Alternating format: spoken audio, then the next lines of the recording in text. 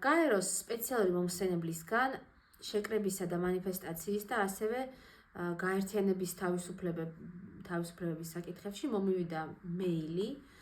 ზოგადად ვისაც კი ოდესმე კონტაქტი ქონია, მოგდის ხოლმე რაღაც ინფორმაციები და ამ სპეცწარმომადგენლის განცხადებები სხვადასხვა ქვეყნებში მიმდინარე ადამიანის უფლებების დარღვევებთან დაკავშირებით. და ამ ინფორმაციამ ინდოეთში მიმდინარე სტუდენტური პროტესტის დარბევის შესახებ ძალიან დიდი ყურადღება მიიქცია ჩემი. 20 ივლისს იყო ერთ-ერთი მასობრივი აქცია დელიში სტუდენტური და ასევე მათი მხარდამჭერების.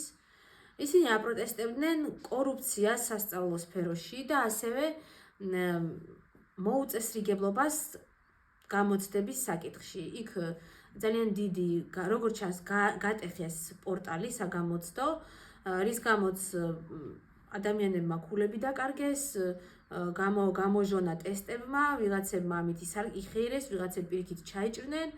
ამის ფონზე რამდენიმე სტუდენტმა თავი მოიკლა და ამ სტუდენტები ამან გამოიწვია ახალგაზრდების საყოველთაო ბრაზი.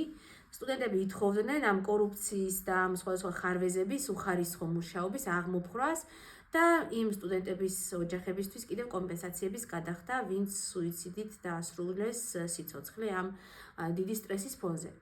ეს მშვიდობიანი აქცია დაარბიეს სხვადასხვა მეთოდით, მათ შორის ელექტროშოკის გამოყენებით. შემდეგ ხელისუფლებამ აკრძალა საჯარო შეკრებები და ასევე იყო ადგილობრივად ინტერნეტის გათიშვები და ამ ყველაფერს სპეციალური წარმომადგენელი გაეროსი, რა თქმა უნდა, გმობდა. ასევე ამ მარბიელების დიდ უმრავლესობას ნახევარს დაახლოებით არ ქონდა არანაირი ამოსაცნობი ნიშანი, არც სახელი გვარი, არც ის თუ რომელ თქვათ ძალოვან სტრუქტურას მიეკუთვნებოდნენ და არის ეჭვები, რომ იქ სახელმწიფო სტრუქტურების დაუშვათ სამართალდამცავებთან ერთად იყვნენ სხვადასხვა არასახელმწიფოებრივი დაჯგუფებები, არაფორმალური გაერთიანებები. აი ჩვენთან რო ეხა დაანონსა გიორგი ქართველიშვილმა მარბიელთა რაზმის შექმნა ფაქტობრივად, პირდაპირ თქვა, რომ არაფერს არ მოვერიდებით, მათ შორის არც ციხესო.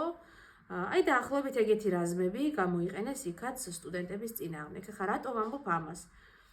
ეს ჩვენი ქვეყნისთვისაც მნიშვნელოვანი ინფორმაცია არის, იმიტომ რომ ჩვენთანაც ზუსტად მასე არბევენ და ახშობენ პროტესტს და არაძლევენ ადამიანებს პროტესტის გამოთქმის საშუალებას და ჩვენი ეს განათლების რეფორმა დეფორმის კვალობაზე არ არის გამორიცხული, რომ ჩვენთანაც ესე დაიწყოს ნელ-ნელა და გაფუჭდეს ეს ეროვნული გამოცდების ჩაბარების სტანდარტი და დაიწყოს რაღაც სისტემური პრობლემები, ტესტების გაჟონვა იქნება თუ პასუხების თუ სისტემის გატეხვები თუ როცა ნაცნობობით და არაკომპეტენტური ხალხი არის მაგალითად დასაქმებული და პოლიტიკური ნიშნით არიან ადამიანები გამოდევნილი სამსახურებიდან, იქ უკვე ნებისმიერ რამეზე შეიძლება მქონდეს ეჭვი და ნებისმიერ რამე შეიძლება მოხდეს. ხო, ახლა რომ დავუბრუნდეთ ამ მარბიელთა რაზმს, რომელიც შეიქმნა და ესეთი ფრაზაც წარმოუთქვამს ქართველიშვილს ამ თავის ბრიფინგზე, რომ ჩვენ მყისიერ რეაგირებას მოვახდენთ. ამ მყისიერ რეაგირებაზე გამახსენდა, რომ სუდანში არის ესეთი დაჯგუფება სამხედრო, რომელიც სამოქალაქო ომში მონაწილეობს, სწრაფი რეაგირების ძალები, Rapid Response Forces, ესე ქვია ინგლისურად.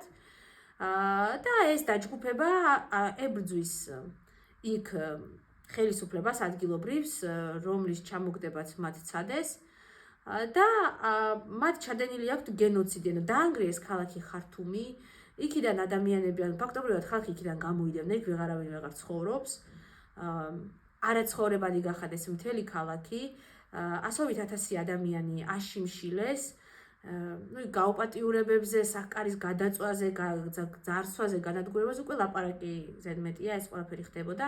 ერთ სიტყვით დრო გავა და მათ დარწმუნებული ვარ, რომ მათ პასუხს აგებინებენ და პასუხს მოთხოვენ, როგორც გენოციდის და ადამიანურობის წინააღმდეგ დანაშაულის ჩამდენებს და ეს მოკლედ ჩვენი ეს მებრძოლები, აიგივებენ თავიანთ თავს სხვადასხვა ესეთ ადამიანთ მოძულე და კაცი ჭამია დაჯგუფებებთან და რაღაცა მსგავსი, ძალიან ცუდია, რომ უკვე მსგავსებებს ვპოულობთ აქ შექმნილ ამ რაღაცა გაუგებარ დაჯგუფებებსა და აი ესეთ ქვეყნებში არსებულ ვითარებას შორის.